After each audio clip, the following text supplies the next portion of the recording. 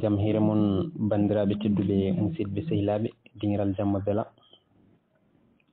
en garti ha hande e nder yewtere nde gonnoɗen e dow mum tawi eɗen jiiɗi haalde ɗo ko fewri e pinal men kalen ɗo hunde e pekan kalen kadi e cubalagu tawi eɗen tugni ha hande e deftere witende pinal men nde hammeli ko adi foof noon ina yooɗi kalen hunde e nde ɗo hinde cubalagu.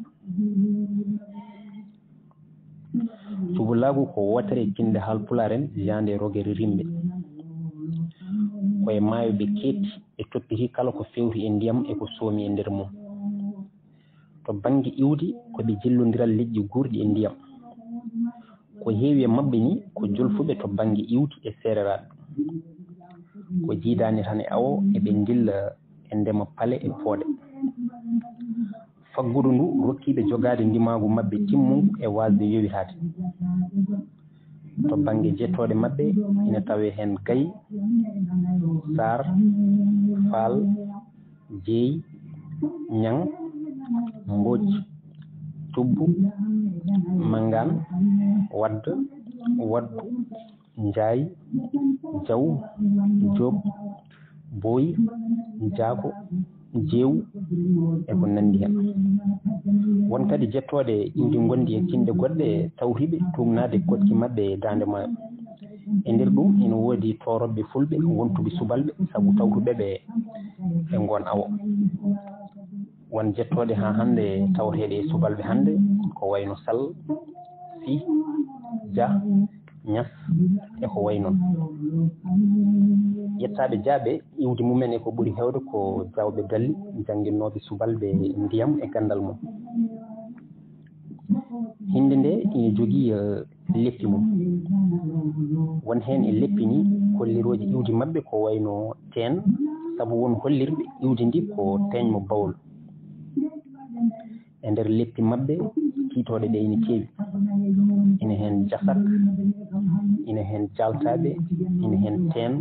ina hen Farba, ina hen Borom, ina hen Jawdin e ko way noon.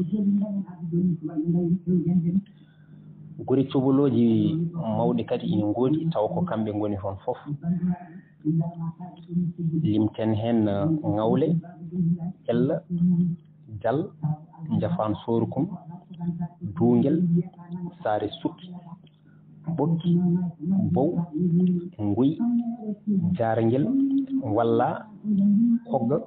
Hunuko Hayre, Wawnde, Jomandu e ko nandi hen.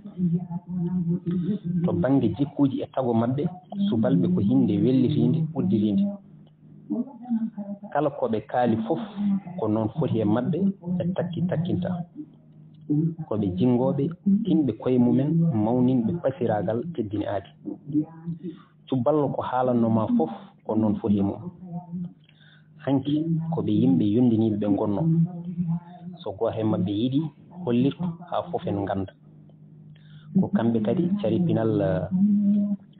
dande maayo ngo pinal fulɓe e dande maayo ngo guila e Jimri, Ngamri, Seppiroji e ko way noon.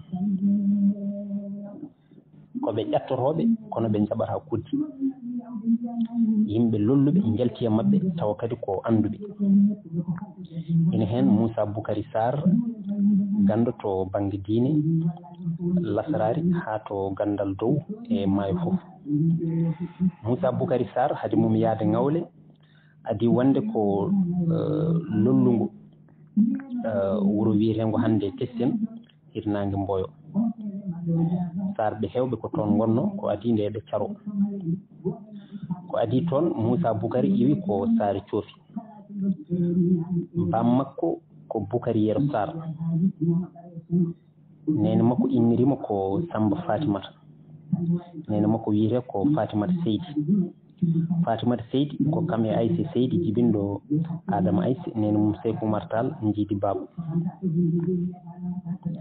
Alhaji Oumar ni wiyama ari Ngawle naati toon halwa haade mum umminde fellude jihad.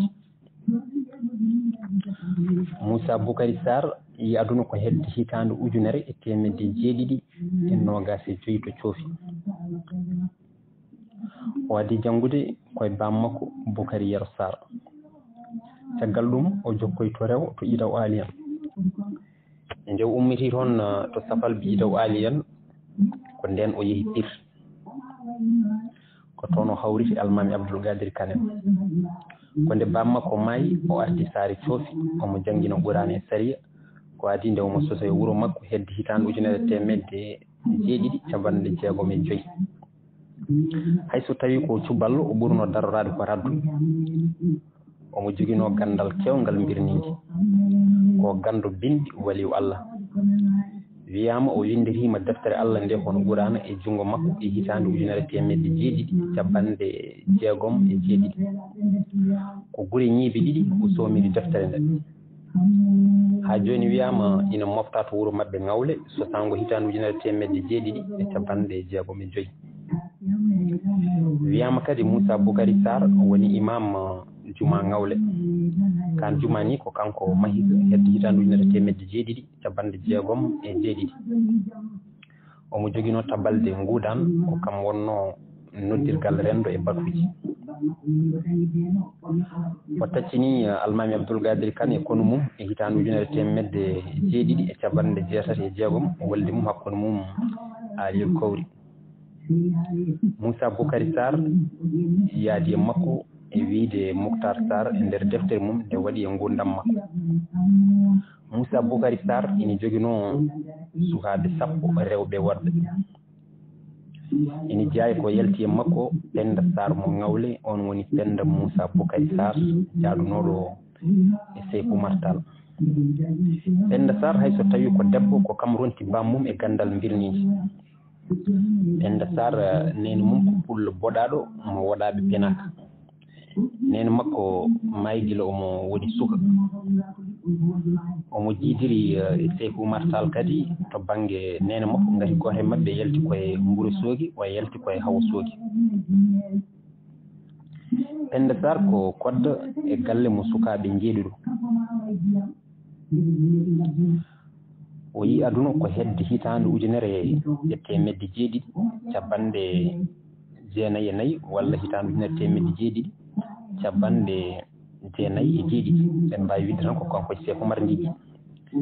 wiyama gila omo yara e duuɓi 14 o betti jinne ina sanco tawi omo yognoya bammakko bottari hakkude wuuro mabɓe e Podor o heeɓi on leeɓol sukundu mum caggal nde ɓe poɗodiri ɗum o nehima e mawni ko Ndikkiru Moussa walla Maymouna Moussa Boukary Sarr desonoɗo to Fanayi o holliri gandal e dokke Allah gila e cukako ko toon e Fanayi ni o ummodi e Seykou Oumar ngam yaade jihaadi to Mali o heedan ɗum e nguuro mum ndo ummi to Mali tawa kadi o yiiɗi hodde koye maale mbirnide o ummi toon gila Ségou ha Podor tawa koye saaha mo juurani Fanayi to nehono to ko toon o reseno ete o dañino sukaɓe ɗiɗo Aliou Penda Sarr e Maymouna Penda Sarr sakket gurdam makko koto Ndar o wanno ɗum to Guet Ndar ko toon kadi o maayi ko toon o wirna o wuuri hedde duuɓi e temedere joni noon garen e iwdi Pekan ina wawi hande nangguirede jimri nalankagal kono hanke hecci hanki Pekan ko sembe goɗɗo jogino ko fawru moftirdu sirduji galle walla suudu e nder hinde subalɓe ndewmi tekkon inde jimol ngol e firu mum ina holliren hande jiitigal e ngotagu leƴƴi ɓalel dartol nawdi iwdi Pekan koye jaatiraɗo subalɓe ina wiye Demba Dieye oɗo Demba Dieye kame Paati Dieye e Mali Dieye ko tatoɓe galle goto wurnoɓe e diwan Gandiolo Sara Ndar e nder Sénégal e wiide Seydou Kane Moustapha Boli Kane yo yurmede Allah wone makko galle Paati Dieye woni jeeɓe tawateɓe hande to diwan Jambour to Pal to Sakkal e to Gandiol gure lombiɗe hakkude Louga e Ndar e nder ɗi nokkuji ha joni ina tawe toon galleji jeyɓe haaloɓe hande ɗemgal wolof Malick Dieye kañum abbiti wargo ɓesgu makko to iwdi ina tawe to duuɗe gonɗe e Sine Saloum. Ko heewi hen hannde ko seereraɓe. Ko Demba Jeeyi fewti Jaarengel e Jammule. Amadou Abel Sy yo yurmede Allah wone makko e nder deftere makko wiyetende Seul contre tous haali ko kotol. Yidde wiide ko toon ɓe gummino kanko o rutti toon. Kono won miijoji goɗɗi kolliɓe ko jahol sabu ko nden o sosoyi walla o hoɗoy Jaarengel. E kala hen ko wawi wonde kanko Demba Jeeyi kam o jibina ko nokku ene wiye Tuɓe Jeeyi. Ko ɗon o feri o fayi Gandiol. E nder Gandiol o sosoyi wuro ene wiye Duunde Baba Jeeyi. Ngon wuro ina tawe ha hande banggue hirnangue Worgo Ndar. Ngon wuro woni ko hakkunde woni ko hedde Njeeyen hakkunde Ñangen e Njooben Buri Jolfuɓe. Nde ummi ɗon o feewi ko Leybar fof noon fayi tan koye abbitade e luggi e awo. Nde ummi Leybar o feewi banggue funnanke. Amadou Abel Sy holliti o woppi ɗon ɗo Leybar ɗo banni ko debbo ene wiye Coumba Jeeyi hayso tawi won holliɓe ko Oumou Jeeyi. Wuro ngo woppi ɗon ngo fotata wiyede ko Tuɓe Jeeyi. E lappol makko fewde funnange ko nden o betti joom maayo ene yima jimol pekangol jogorngol wontoyde janggo bappo subalɓe. Eno dartolngol haalde o hetti ko juuri joom maayo walla munu maayo ene yima ha ɗoygol feewi ɗum. On ene jogino hulde ene senglina o moyti o ƴefti hulde nde o jokki lawol fewde funnange. Joom maayo o fini abbimo hettimo ñaagui yo tottu ɗum hulde nde o yiiɗi foof e aduna ma rokkumo. O sali ko juuri caggal mum o yo yiiɗi ko jimol ngol tawi on ene yimagol rokkamo. Demba Jeeyi tottimo hulde nde o yamiri ɗum kañum e kala ko ummi mum yo hutoro jimol ngol. Kamɓe jeeyɓe ko kamɓe dokkono yoɓe gon moftoɓe darti e bade subalɓe e nder ngolɗo jimol. Daouda Jeeyi mo Jaarengel habri wonde nokku ɗo betti joom maayo wiyete ko Feela. Feela ina woodi wuro wiyetengo noon e ngoral maayo Sénégal kono ala ko andinte en so tawi ko o nokku walla so tawi ko nokku nattuɗo wadde. Joni noon so tawi en ngari e firo pekan helemere pekan nde hewɓe kolliri nde wona Pulaar ete ɗum ene feeñi e tago kam e tafgo helmere nde. Ngon miijo holliri nde seeka koye ɗaɗol helmere wolof feeh e ɓeydol an rokkoye fehan e baylodiral alkule puɗɗorɗe kelme fawo wontoye pa helmere nde en wontoye pekan. Ngoɗo firi asliw ina amno tugade e iwti walla nokku ɗo ummi walla ɗo ummiti keɓɗo jimol ngol. Miijo wongo hollirgo pekan ko fannu peekali no yimirte ni no joomum feekorti ni jibini helmere nde. Kono noon ngon firi ko basango. Won miijo kadi holliri pekan ko inde munu maayo walla inde ɓinguel munu maayo. E kala hen ko wawi wonde pekan ko jimol bappo subalɓe kirjinowol sembina cuballo e nder ñalade cubalago ko wayno kewuji walla fiifire.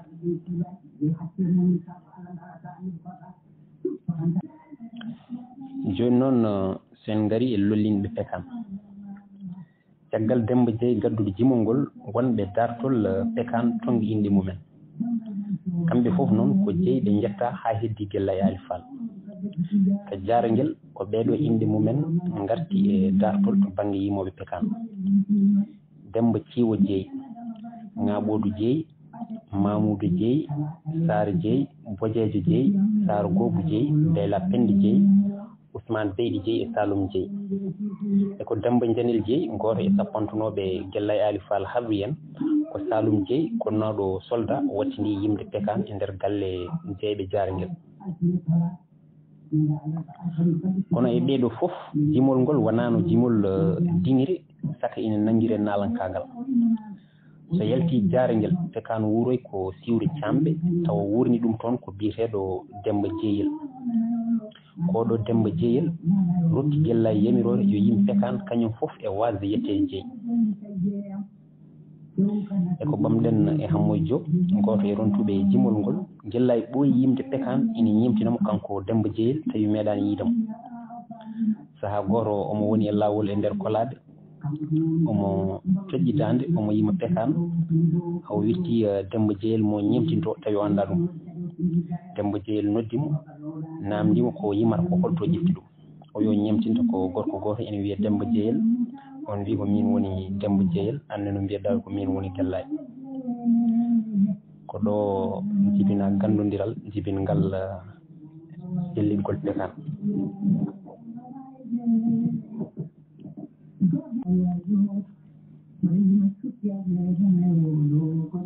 no Samba Diop hebruno wuli leele ko noon Gellay heɓiri woni Pekan kanko Gellay noon o suppitake leydi tan no kiiriri kono ko ɓesnore rendu jogui koyne jaaɓa e koyne salo inde Cubalagu Gellay ko inde makko nalankagal inde makko tigui ko Ali Hamadine Samba Fall o jibina ko wuuro ene wiye Keneme hara Aram kono noon o mawni koye Aram ko ɗon kadi o innitiri saabu endam mabɓe ko gootam Gellay Ali Fall yi aduna ko hedde hitande 1998 o wuuri duuɓi 93 tawde hawri lajal ko hitande 1991 e wiide biyeteɗo Samba Niang ko ñaw choléra mbannugo e falde mabɓe nde o maayi o ƴettiraɓo ngo ko to Madina Ndiaƴɓe to Arno Diallo ceerno Demba Hawo mo ñaw ngu warno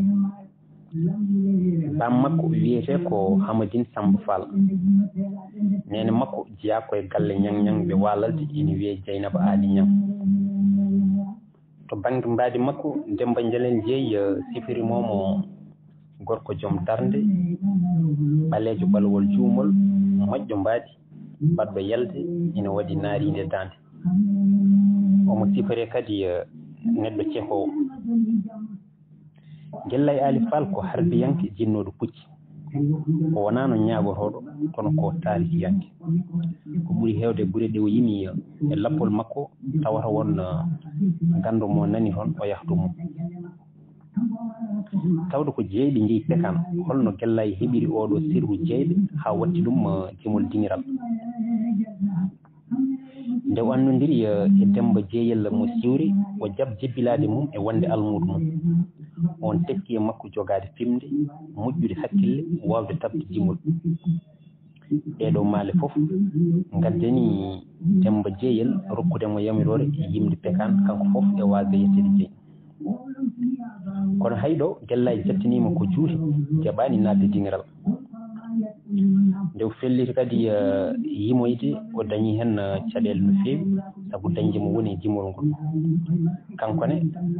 kala nde o daɗɗi hirde ko daña hen foof o tottan jeeyɓe joomen Pekan en ɓe ha ɓen guitta hunde dokkamo hen ɗum waɗi to walla e wiide Demba Janel Jeeyi ñande hen ko wiiteɓe Sara Gobu Jeeyi Samba Penda Ali Jeeyi Korka Sikka Jeeyi Demba Dikel Jeeyi ɓe fof ko jeeyɓe Jaaraguel naaɓe o totti ɗumen puccu ngu heɓno ɗon e kala ko juurano ɗon ko hono noon e wiide Dawda Fall mo nefno laabi tati jeeyɓe ina mbaɗa sete ngam arde yidde wiide yo woppu Pekan laawol hen fof soɓe ngari Gellay waranaɓe teddinaɓe haaɓe donka haalde ko addunoɓe ko saabu moƴƴete laawol tarɓol ngol ɓe mbi goppe mo yima Gellay noon feeñi ha anda tigi ko fifire Demba Kara kono watti ɗum gollal makko ko hedde hitande 1996 Gellay Ali Fall ina jogui fartanŋeji kewɗi dokkuɗi ɗum dañde wone won hen ɗi o rendi e kala cuballo won hen ɗi o herori ko adi foof nokku ɗo jeeyaɗo hono Aram ko nokku jeeyaɗo e law hettere leydi e Fuutotoro ɗo pinal ngal ɓuuri wurde e wellitede yanti hen ko hinde makko Cubalago ko rendo ngo hiidata ɓiɗɗo woppidongo ɗum e hakkille mum ngo harminani nalankago tawti ɗum ko taaride makko ndi kadi ina walliti mum jibinede Keneme ene ho Aram jangga siwre nene mum jeeya walalde wuuro nalankagal ɗo wango adi lollude e ballal bellel daali kono woni Gella e Ali Fall ko ittude pekan jimol galle watti ɗum jimol diŋiri rutti yaltini ɗum diŋiri Fouta ha yetti radio ji hono no hewno wiide almudo gelel monti radio hono no leeli ni Gellayne hoodere mum hubbi e pekan e nder Dakaru kame Ziguinchor caggal wolde aduniyankore ɗimmere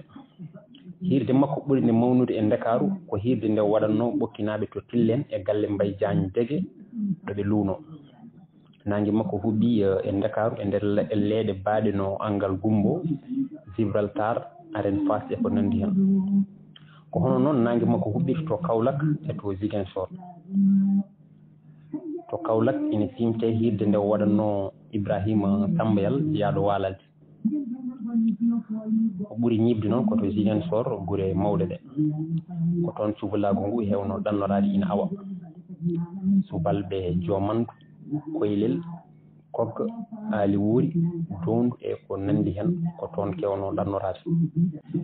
joni noon so tawi en gaari e jimɗi Gella e Ali Fall e facciru mumen Gella yimata ko pekan mo rokki lowdi e gaddin keso walla mo tawi wadɓe ina jimi o yimti hay so tawi woodi ko nandini pekan Gella yo emo Demba Jeeyelo pekan makko wonto serti e pekan gadantejo yimata tan ko nooro e sifaji mum pekan gadantejo ko jimol moftirgol sirru jeyɓe ko jimol galle donte fengol ngol udditaki ko jiidani e nooro ko Demba Jeey keɓnoɗo jimol ngol e munumayo ɓe jimata ɗum wonko koccidiɗen e jimol pekan gadanol ngol e ballal Demba Janel Jeey on pekan ko hono ni wano roƴe moore cumulumbani maaje cewko doga jirire Samba Koli Jahowo Salum Janjoli barke mo telende ñirɓinande haɗata ngoyyade wendin e reeni jal keeci kette pindin ndeni dongrogle laaci fakkuru nguru ninal laayi yumma nguru babam bofoode fay weli ñamde mawni jeeyi manore on pekan noon yimateno tan koye kewuji subalɓe e jammaji fiifire ko jamma mo cubalago walde haɓoyde e nooro hirde yuɓɓine moni foof ina sappo ina huno jimdi Gella e Ali Fall gila e jarale ɗe o yimata gure maaje e kolade satongo e cinkal mum ha heeɓi penti e pille makko Gella e feññini hakkilantagal mawgal to banggue tafugo e lelgue jumol sa waɗi rewidu jimɗi Gella wonto woni magiyanke wonto woni nalanke wonto woni yimiyanke Gella woniri magiyanke koto banggue lelgo jimɗi mum o waɗata ko weejo o waɗa weejo caɗele ɗe o waɗanade fimde o adda joljole ɗe o fifta finde nde o gasnira windande gurdam ete ko ni mago adantewo lelorto Gella woniri yimiyanke ko tumnade e tafgo kam e cañu jimɗi ɗi nata e goobuji tippodiral radjaji ɗi e duttanogol e kala saaha radio yummawo tumnorɗo on radio yummawo serdata e nder jimɗi Gella ko miijo e miijo Seeku Baliyo Samba arti laabi kewɗi ngam wonde ɗum fooɓere hutorte taski hamme nana yoolo hamme yam jillo hamme nana yoolo saydu yam birane hamme nana yoolo hamme yam Gella woni ɗo ko taccinowo miijo fof ngo taccini ha laana makko joofi o fettita laana kadi o ruttitono miijo wonko ɗum ina tawe e gaddina yimiyankoɓe hewɓe ina gasa so Gella wawno windude o yimata o windat on fannu jimol makko ko moftirgol miijoji e jiyanɗe makko e nder rendo cubalago Gella woniri nalanke tan koto banggue dujjal Amadou Abel Sy yo yurmede Allah wone makko wi dujjal jimɗi Gella e Ali Fall ɓaƴata ko daaɗe gelode rewɓe nanɓe kabaru mo welari goni e woyde ina gasa hay so wona e amdare makko ko dande nalanke goytantoɗo rendu mum metti ko ɗum waɗi Gellay e gurdam mum gijiraɓe mum noddiranno ɗum ko mawɗo goyowo mere o e wiide Amadou Abel Sy e nder deftere mum seul contre tous gila hammi birom modi kome balla jeerel ha heeɓi Sékou Bali Gellay mahi jimɗi mum koye maali sippiru hakkunde neɗɗo e rendu mum o yaltintu hadde rendu o tagga sagata jambaru callotoɗo nden hadde ngo rendu ngo sali o heewi fawde hoddiri o koye debbo e gardigo caggal ɗum o rokka polgu jambaru makko o mo wattinta warde walla ferude ngam hollirde fenade rendu wawi gonga sagata ngon rendu koye ɗeɗo mande o lelnirta miijo makko hadde jumpugol hadde rendu telde wona goto heɓa polgu maayo walla seeɗa o lelnar ko gueɗal ngal rendu ngo haaɗi rutti rentini o tagga jambaru dikkotoɗo nden hadde jambaru o teela wona goto e rendu ngo ɗurnomo Gellay rokkamo polgu e dow hadde nde rutto o wara jambaru o yeru Sékou Bali walla o fernamo o nawramo to jeeyi makko yeru balla jeerel walla o fernamo o yalta nokku o yeru hamme birom modi kome fof ko ngam hollirde fenade rendu wawi gonga neɗɗo so en tungnima e balla jeerel woni hadde nde ko ceddo arani fotani resde cuballo ɗi jaltaɓe sali nden hadde ko ballal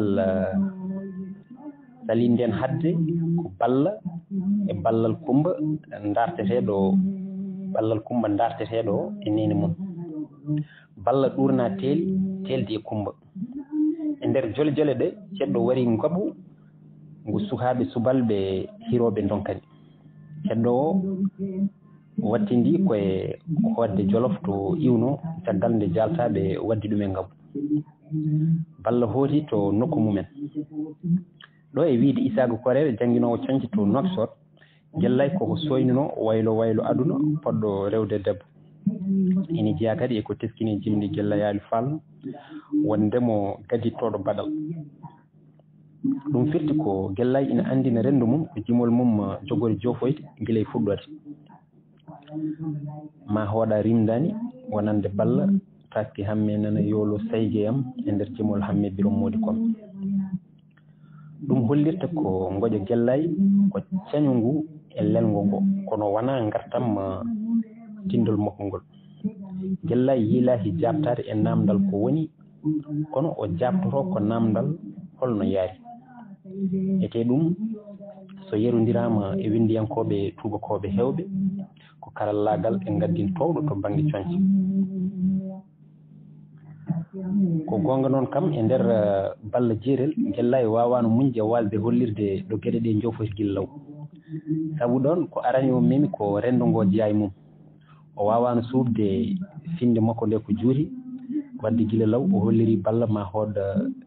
rimdani ete natal o nati balla ngal kadi holliri neɗɗagu Gellay Ali Fall feeñi e jimol ngol e mbawi wiide jingol makko feeñi e nder jimol ngol wiidemo balla omo tooña ɗum gandunoɗo suuno ñamannoɗo wallet gandunoɗo gondoji e jeeri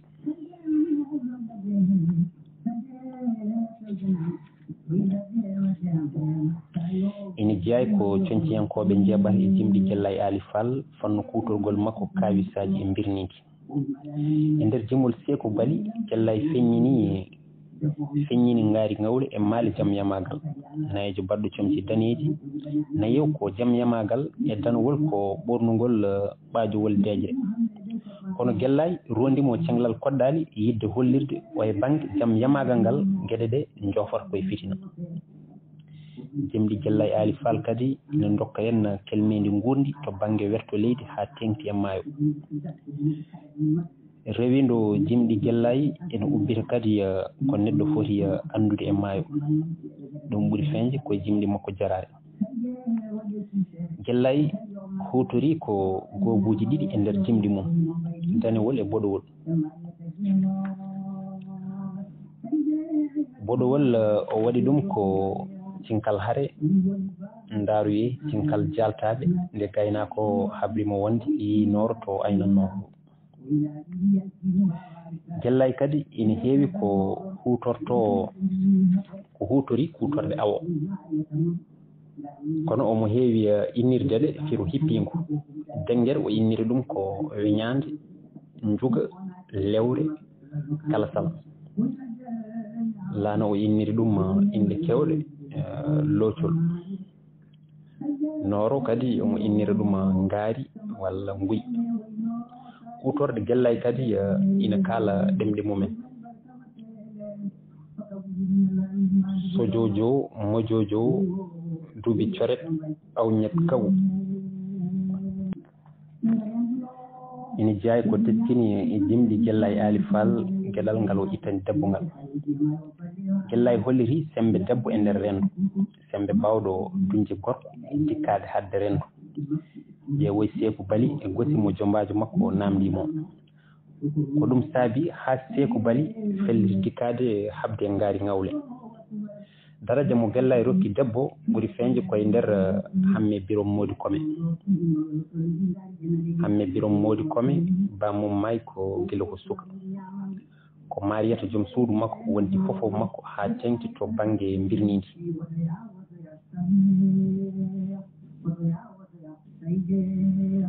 Gellay ina yima hen ko debbo woni denowo rende jawdi e rende añde bam makko yeehi kono dañi denowo Hamme waddata koye subalɓe jinneji e seyɗineji Mariata ko jeemayo kañumne wonti dartiɗo ngam habtade kamɓe fof ɗo wiyata ɓe irimi irti ɓe piɓimi fifti ɓe ɗisimi ɗifti ɓe jowimi yowdi haynde Hamme Birom Modi Kome foolete ko tawa subalɓe kaɗima Mariata ha nanggui ɗum ɗani Hamme to wonno ina awa tini Mariata nanggama nde Mariata finoyi tawi ko jamma jenggi debbo huɓɓi jeygol fooɗi feere waɗi hen lekki fawi hen cefi katara melek katara kankadi Allasu ɗi bana ganna bankaɗi bana annabi Muse lekki ko min fiɗɗi faɗɗi ko min nanguma kaas lekki kabaru o jamma nde lekki ki jaabimo habri Hamme ko nangaɗo ete ko joloytoɗo Mariata jabti wi sa yoolima mi yoolo Hamme am sa yoolima mi yoolo Saydi am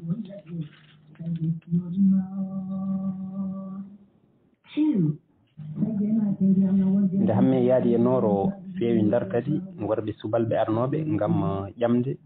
Mariata holliri ko harmini gorko mo wona Hamme ɗum hollirta ko fimde pasiragal no fonno e rendu subalɓe ko debbo wallinno Hamme to balle e walalde ko debbo kadi jaɓɓi Hamme to Ndar on woni Kujji Diop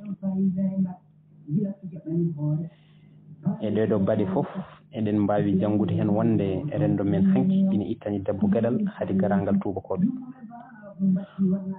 kono kadi peñgol Kujji Diop e nder jimol Hamme Birom Modi Kome ko windande gurdigal leƴƴi jiidude tariha ko jiidani ɗum Gellay ko jiyowo ko woɗɗi Gellay holliri hen rendo men koko wayloyto ete coktirɗo waylo o wonoyta koye juuɗe rewɓe kamɓe sukaɓe gandal e jambaragal ngal Gellay rokkata sagata mum mo yimata o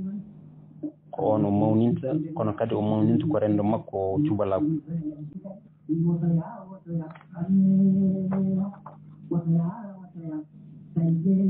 Gellay Ali Fall e gurdam mum woppani ɓiɗɗo duhol kono eɗen mbawi wiide o woppi ɓiɗɗo sibu Platon mecciyanke Grecnajo holliti hen ina woodi ɓiɗɗo kosam e duhol kono kadi ina woodi ɓiɗɗo hakkille Gellay dañino ɓiɗɗo goto kono on may ko guila ina famɗi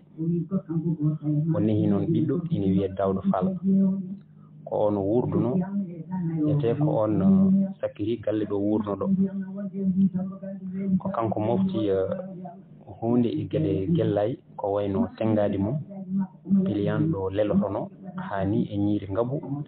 nde gallo mofti